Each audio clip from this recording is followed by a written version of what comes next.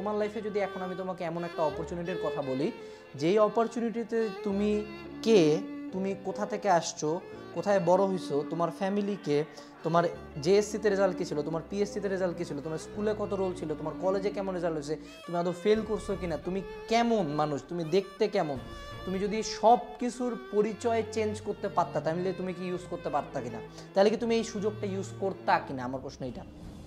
তোমার যদি উত্তর হ্যাঁ হয় তাহলে সেই সুযোগটা হলো অ্যাডমিশন।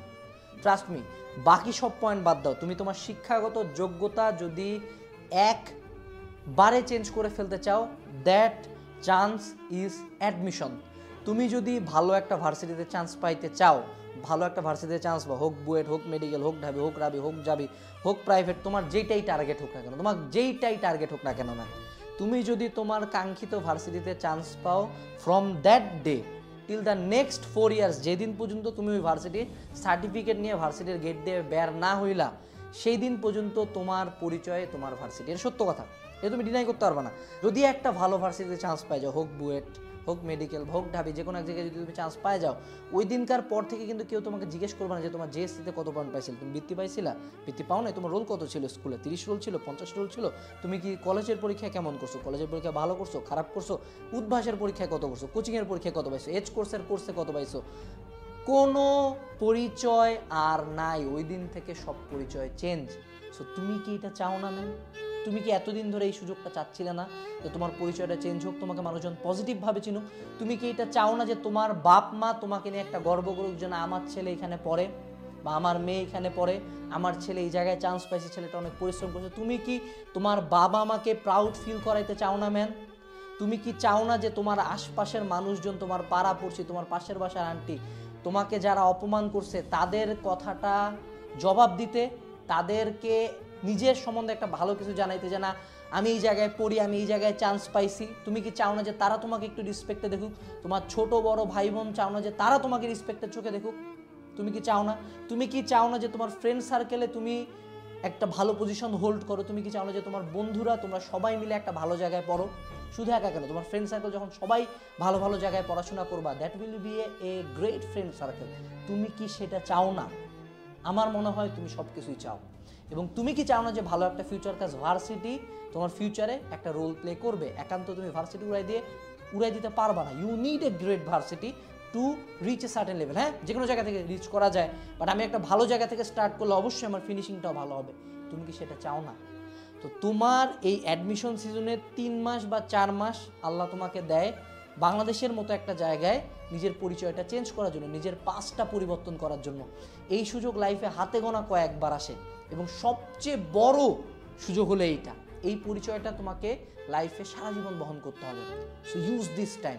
3 থেকে 4 মাস নয়, just only 3 months to 4 months, just 120 দিন বা 90 দিন, জাস্ট 90 দিন তুমি যদি পড়াশোনা করো, তুমি যদি পরিশ্রম করো, তুমি যদি সর্বোচ্চ এফোর্টটা নিজের দাও, তুমি এত কিছু চেঞ্জ করতে পারতেছো। What stopping you? তোমাকে থামাচ্ছে কে? তোমাকে থামানোর কেউ নাই, তুমি একা এখানে। তোমার সাথে উপরে আল্লাহ, নিচে তুমি, আর কেউ নাই।